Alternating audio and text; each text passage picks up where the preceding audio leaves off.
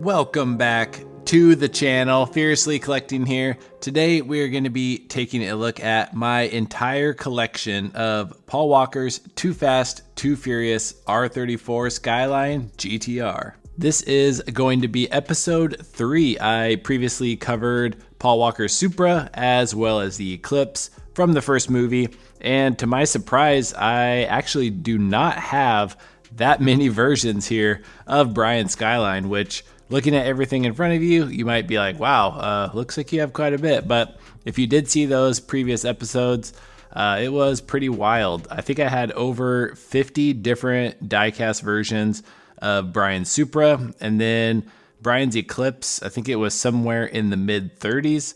And I think for Brian's Skyline here, we are only at like 22 or like the low 20s.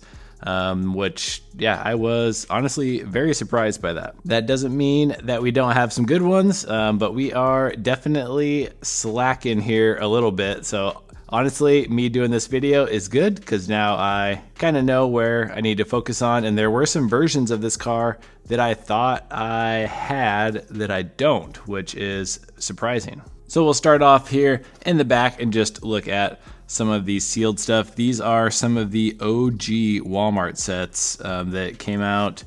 What was this here? Around 2016 is like kind of around the time they started releasing these sets. As you know now, Fast and Furious still has some Walmart exclusive sets. Like this now would be like the Silver Series sets that they have coming out. But this is just a cool sealed one that we have. I'm sure we have that one loose down here somewhere as well. And then we have the monster truck, which I don't know if it was too big of a hit with everybody. It was fairly hard to find, and it is pretty cool. Something to note, I thought it was just the regular premium body, and they kind of threw it on the monster truck. But it is a slightly bigger casting, and obviously the wheel wells are bigger. And when I did my unboxing and comparison, the monster truck version honestly had more like details, just as far like as like the brake details and just all the tampos and like everything up front. Like it just looked way better, which I was pretty surprised about. I thought it would have been kind of a more like cheaply done version just because it was a monster truck, but it honestly looked really good. And then one that I thought I for sure had loose was the Jada Toys 1/32 scale. And I could crack this one open, but this is one of like the more earlier series. You can kind of see how the car is in there at a slant. And I have a bunch of those. Like I said, it's from like the older series. So I'd like to find a newer, like just kind of less rare version to crack open. But I was very surprised that I did not have one of those loose in the collection. And then I guess sticking here with Jada, we have the 1/24 scale. This one, not so much movie accurate with like the wheels and the stance. Pretty dubbed out, pretty wild. I still do think it looks cool. Bunch of opening parts. No NOS bottles, though, unfortunately. And I don't remember... Oh, the hood, like, barely opens here. But honestly, not too bad with the details. But this is a pretty cool one. And then next to it here, we have the Altoia 1/43 scale, which is a very nice... You can definitely tell, like, the color gradient on those blue stripes, which I think is a little overkill. I don't think it was like that crazy in the movie. It wasn't really a gradient, it was more of like a fade. So that's not like crazy accurate here, but you do have the NOS bottles on the inside and some like dash details. You even have like the seats and the roll bar there in the back. So they definitely hit a lot of really good pieces on this. No real details here on the bottom. This one does not really roll very well, but it is a very nice model. If you have been following the channel for a while, you know I like to pair these 1/43 scale with the Racing Champions 118. I still do not have the Racing Champions 118 of Brian Skyline. There have been several I've been looking at online. They are so expensive, and I'm trying to be kind of patient and wait for a good deal on one. And I don't know, I feel like my patience is definitely running out, so I might just be popping on one just because I really, really badly want it in the collection. Another sweet piece, which I know it's definitely not a movie accurate one, but this was the pretty rare team transport here, and this is the Liberty Walk version of the R34, but it does have Brian's graphics. See this one, you can see how the stripes, it's more of like a fade and not the gradient, like on the other version there. But this thing is super cool. I actually picked this up off of strictly Diecast. I cracked it open here on the channel. This one, definitely a grail piece for the collection. And talking about Strictly and other YouTubers, I figured it'd be a great time to roll out another one that is not quite the movie car, but a super awesome piece to the collection. If you recognize this, this is actually a Kaido House R34. And my buddy Tony, Bullet Tony Customs, he customized this for me. And it turned out so freaking good. I mean, oh my gosh. This is a piece I would never get rid of, not in a million years. I mean, just all the graphics. These Kaido House look crazy, and with Brian's livery on there, just looks really cool. He did such a awesome job on this. I don't even know how long it took him, but I mean, it has all opening parts. Yeah, this thing. There's a bunch of other Easter eggs on here. I think the dash like glows and lights up, and then I thought there was maybe something else, but yeah, he absolutely killed it. Like I said, one of my favorite 1/64 scale pieces in the collection for sure. And a side note car that I did want to mention, there is the Lego, is it like Speed Champions, I think is what they call it, but they do have Brian's R34 here. They have Dom's Charger and then Suki's S2000. And I think I saw that Brian's Supra is coming out this year, which will definitely be cool. I know there's like some mods you can do to add some lights and underglow. So that's something I still am kind of thinking about dabbling in. Obviously, I'm not a huge Lego person, but when they release the Fast and Furious cars, I'm for sure going to pick it up. This one's pretty cool. It comes with the Brian minifig and the NOS bottles. I think some people do like plate off, like just some little things that you can do to like make it look a little bit better, but all in all, still a really cool piece. Then we will continue on with some of the Hot Wheels pieces. One of the more rare ones that I don't have the carded version of here is the black plastic wing variation of the Hot Wheels R34. Missing a bunch of the tampos and like all the sponsors and stuff, but it does look really good with that black wing on there. Keeping on with the Hot Wheels, we also have, what were these? Oh, the Hot Wheels ID. So kind of a nice Spectra Flame, missing a bunch of the sponsors and stuff again, but it does have the Hot Wheels ID wheels, which I honestly don't mind. I think they look pretty cool. I have a couple extras of these. I think it was a like Facebook find, and I went to someone's house and dug through all their stuff, and I think I found like 4 of those, and he sold them to me for like, it was like $5 a piece. It was something crazy, and I got a whole bunch of them. I think I actually gave one to one of you guys. I can't remember. But here's another premium version. This was the series where they did all of the like just the black wheels on the car. Still, I think looks very cool. And then the OG from the Fast Imports. This was the very first Fast and Furious set, and I think as far as Hot Wheels go, I think this still is kind of like the one to get out of all of them. So here we go. Here it is on the card. Awesome artwork. Flip it around, show you the set that it came in. Got the Hans Mona Lisa. I only have one extra of these. I thought I would have had maybe a couple more even loose, but I don't. Since we're back there, might as well take a quick peek at the NFT. This is the reverse livery, so not like the movie accurate version of it, but I think it still counts as one of Brian's R34s, and definitely a grail piece in the collection. And one more Hot Wheels to look at that I almost forgot. This is a premium that I did the Carlomo wheel swap on, and it has the crazy, I think these are the monoblock tires, so way bigger, probably maybe a little bit too big, but it does look cool. The spinning effect with the tire lettering, is just awesome. And I can never get enough of these Carlomo wheels. I do plan on doing another one of these with the Carlomos and doing kind of more of a slammed. I did do Leon's R33. That was kind of like my test car. I think I finally got my skills dialed in a little bit. So excited to dive in a little more on those.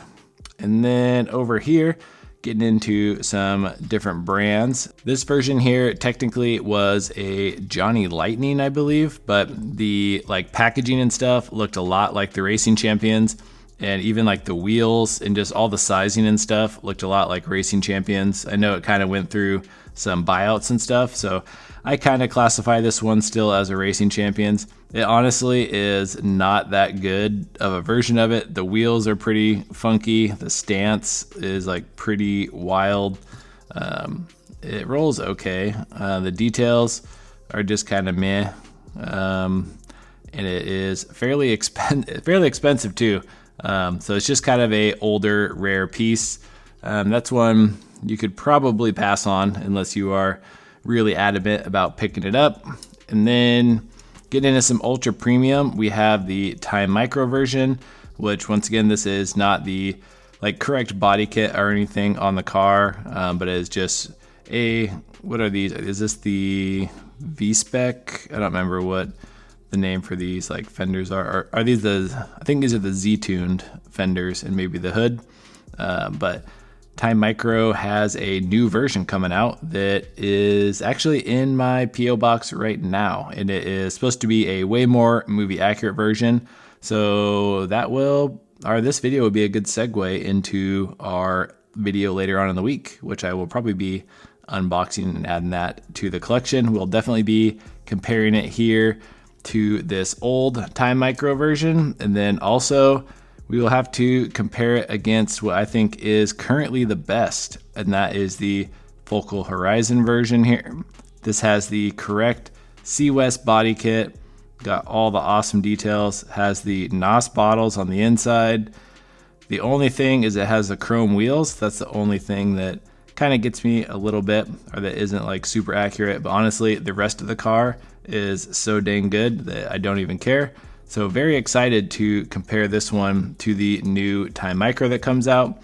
There also was another one similar to this that was by KOD. I definitely liked the Focal Horizon more. I have a full like comparison video on those two if you want to check it out. And then I think our last one here is the PGM models. This thing is a very, very high detailed car. Has a ton of opening parts, which is really cool. I was holding off on this one for a while, but I just had to add it in. The doors open also, and I think the trunk opens. I really just don't want to mess with any of this right now. I really don't want to, nor can I afford to break any models. But this does have the black wheels, which I honestly think look pretty cool. It has some like minor window tint. Then the interior is red, which totally throws me off. If that was blue, like in the movie, that would be so much better. But this still is, just as far as a diecast model, is like really, really nice. This also came, if you got like a premium one, it came with a really nice case. And then there's actually a RB26 motor. It's back there in the garage diorama. So that's just another cool feature of it. And the last one that we will look at here that I almost forgot is the Tomy Tomica version. This does have some opening parts. You can see it has the NOS bottles, which is really cool. This one rolls very nice, and it has working suspension, which is pretty neat.